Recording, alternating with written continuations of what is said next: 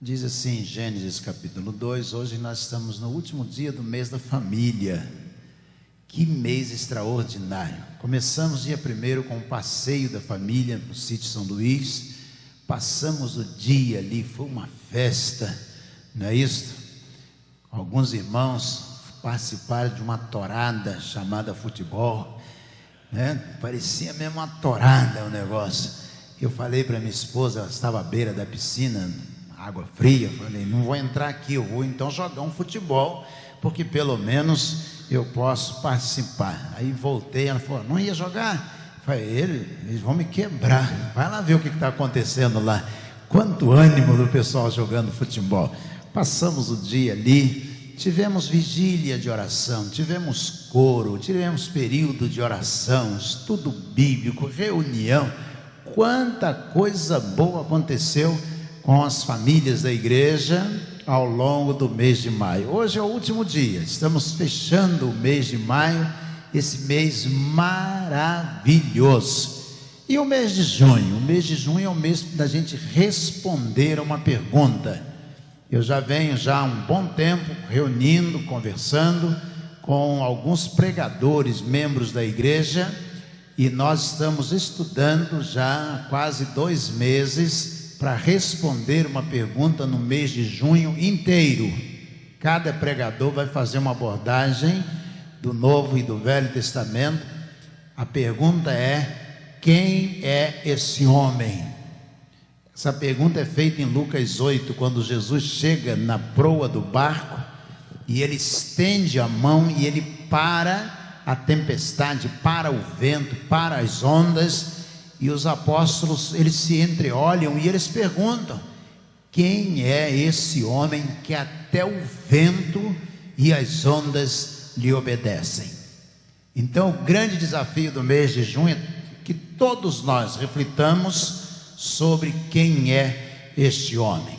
Cada um vai responder o que Jesus pensa dele mesmo, o que o diabo pensa a respeito de Jesus, o que Deus pensa a respeito de Jesus. Vai ser um mês maravilhoso, onde cada culto nós teremos alguém respondendo a essa pergunta: quem é este homem?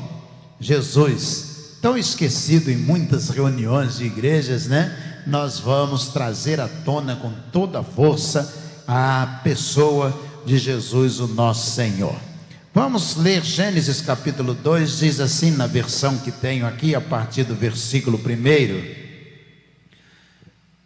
No 7º dia, já havia concluído a obra que realizara, e nesse dia Deus descansou.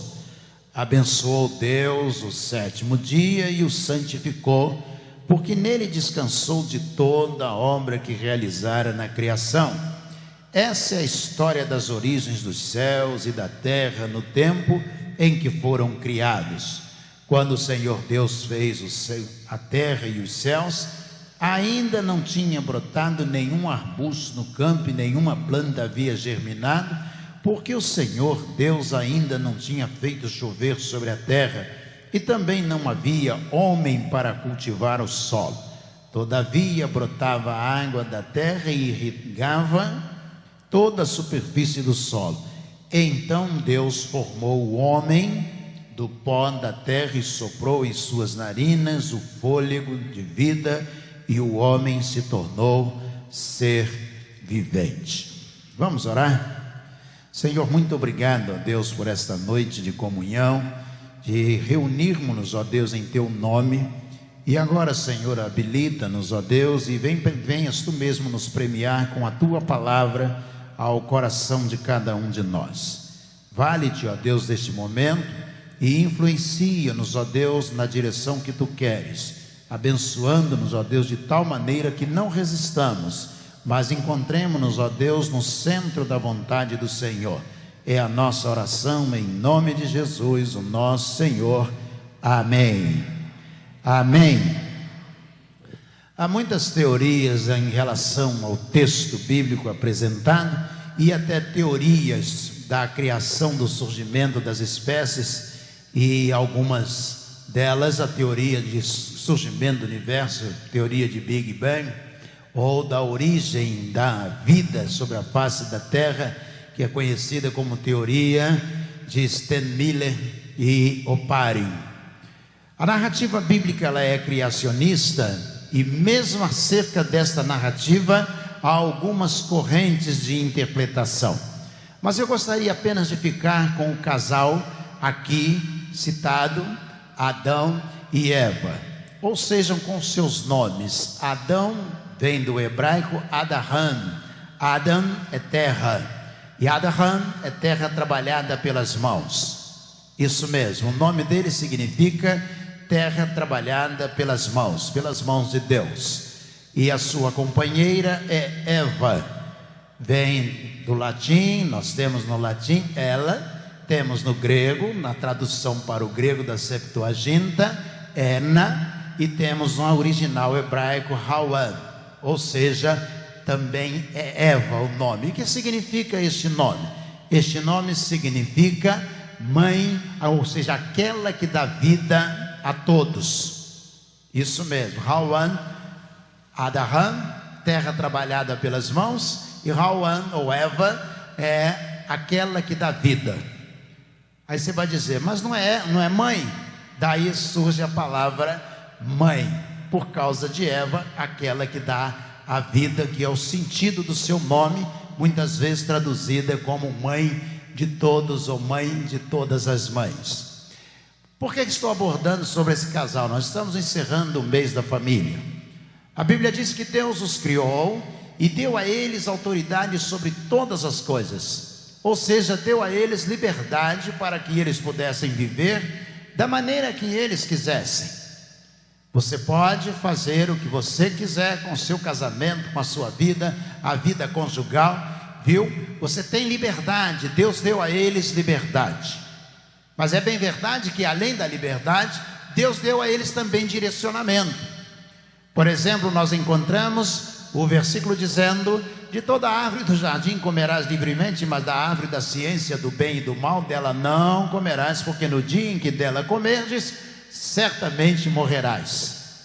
Quando você compra, por exemplo, uma geladeira, ela vem com um manual, nem que seja para você baixar hoje em dia da internet, mas está à sua disposição. Você pode fazer o que você quiser. Ela pode ter corrente 220 e você colocar numa tomada de 110, depois de um tempo vai estragar. Ela pode vir preparada para uma intensidade de corrente de 110 e você colocar numa tomada de 220, você é livre para fazer o que quiser com a sua geladeira, mas ela vai queimar imediatamente, os capacitores vão estourar ali mesmo, mas você é livre para fazer o que você quiser. Quando Deus criou a família, disse: vocês dois são livres, e até hoje ainda é assim. Nós somos livres para fazer ou fazermos o que nós quisermos, o que nós desejarmos. E eles se sentiram tão livres, mas tão livres, que eles começaram a fazer as escolhas dentro desta liberdade. Aí começam a surgir os problemas, porque nem sempre a liberdade é um indicador de que vai dar certo. Para decidir é um indicador de que o resultado será bom. Ligar a geladeira no 220, sendo ela de intensidade de 110, vai queimar a placa, vai destruir, não vai funcionar, vai trazer prejuízo, não vai atender o fim para o qual ela foi criada. O mesmo é o casamento. Quando nós percebemos a liberdade, nós podemos tomar a decisão que nós quisermos, nós somos livres, mas as consequências certamente virão. Foi isso que Deus disse a eles: vocês são livres, de toda a árvore do jardim comerás livremente. Ou seja, vocês são livres para vocês fazerem o que vocês quiserem, as escolhas que vocês quiserem. Mas da árvore da ciência do bem e do mal, dela não comerás, porque no dia em que vocês comerem, certamente morrerão. Ou seja, vocês são livres para fazerem o que quiserem, mas se fizerem a escolha errada, Deus disse: isso vai trazer uma desgraça muito grande sobre a casa de vocês. Hoje, tantos milênios depois, nós vivemos a mesma realidade e nós ouvimos o mesmo conselho e nós temos a mesma possibilidade. Ou seja, Deus está dizendo: você é livre na sua família, você que é filho é livre para tomar a decisão que você quiser, é livre para fazer o que você quiser, mas Deus está dizendo: cuidado, porque as consequências, elas também virão. Eles tomaram a decisão errada, esse casal tomou a decisão errada, Deus teve que afastá-los do paraíso. E aí começa a primeira ordem de despejo da história da humanidade. E surge o primeiro casal MST, do movimento sem terra da história da humanidade. Deus disse: olha, sinto muito, vocês fizeram a escolha, agora eu tenho que tirar vocês dois daqui. Não é que eu planejei, não é o que eu queria, mas eu vou ter que fazer isso. E até hoje, irmãos, nós estamos vivendo esta realidade. Nós desobedecemos e Deus tem que ser justo com cada um de nós. E aí a crise se instaura.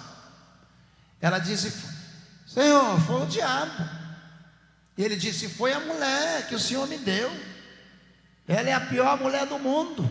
Só tinha ela, gente. Então ela era pior mesmo, era melhor, era mais bonita, mais feia, tudo ela era, porque só tinha ela. Disse: é ela que fez isso. E começa a crise no relacionamento. Tem filhos, muitas vezes as pessoas dizem assim: pastor, Adão e Eva tiveram 2 filhos, Caim e Abel. Caim matou Abel, de onde veio tanta gente? Na narrativa bíblica não diz que eles tiveram só 2 filhos. Adão gerou 7, gerou Caná, Caná gerou Malalel, Malalel gerou Jared, Jared gerou Enoque, Enoque gerou Metusala, e por aí vai. A Bíblia diz que eles tiveram filhos e filhas. Mas é interessante que um dos filhos também faz a escolha errada. Não só o casal, os pais, mas um dos filhos faz a escolha errada. Você é livre para fazer qualquer coisa, Deus disse àquela família. Mas lembrem-se que as consequências virão. Nós estamos fechando o mês da família. E eu gostaria de fechar lembrando que este conselho de Deus a este casal continua valendo até os dias de hoje. Você pode fazer o que você quiser. Você é livre, disse Deus. Mas continua valendo que a escolha errada gera morte, gera tristeza, decepção, desilusão, depressão, gera despejo, gera tantos infortúnios que você poderia preservar o seu casamento, a sua família, de todos eles. Esta é a perspectiva tão antiga, muito antiga, mas que continua valendo até os dias de hoje. Deus colocou o nome naquele homem, na narrativa que nós vimos, disse: você vai se chamar Abraham, você é terra trabalhada pelas minhas mãos. É assim que você tem que ser. Até o dia de hoje ainda é assim. Se você continuar sendo terra trabalhada pelas mãos de Deus, tudo vai dar certo. Não precisa temer. Deixa Deus trabalhar a sua vida. Deixa Ele moldar a sua vida. Eu falei para Lecimar dias atrás: eu vou procurar um oleiro. Eu não conheço nenhum. Uma pessoa que faça vaso de barro. Se você conhece, depois me indica. E eu gostaria que ele viesse um dia no culto, aqui à frente, e a gente chamasse algumas pessoas da igreja e tentassem fazer um vaso de barro, com aquele pedal, pedalando e modelando o vaso com as mãos. O profeta diz que Deus é assim, que nós somos o barro, a Adarã, a terra trabalhada pelas mãos, e Deus é o oleiro. Ele molda, vai moldando as nossas vidas todos os dias. É Ele quem vai trabalhando as nossas vidas. Então, esse conselho, o mais antigo de todos os conselhos, continua valendo até o dia de hoje.